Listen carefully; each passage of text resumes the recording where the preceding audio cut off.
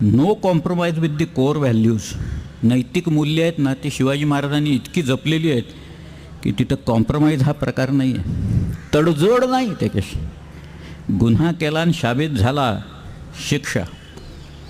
मग ते स्त्री दाक्षिण्य किती आहे आणि काय आहे हे सुद्धा शिवाजीराजांनी दाखवून दिलेलं आहे.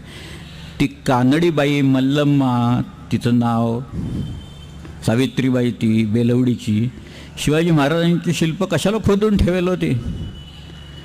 जाऊन दाखवायला पाहिजेत कर्नाटकात, हे कुणाचं शिल्प आहे एकदा सांगा बघू म्हणावं. शिवाजी महाराजांचं आहे ना. कशासाठी दिलं आहे?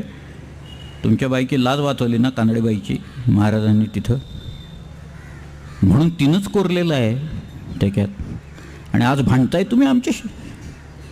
त्या बेळगावच्या किल्ल्याच्या समोर 1000 मराठ्यांचं रक्त सांडलंय तो किल्ला घेत असताना. याची कल्पना आहे का कोणाला?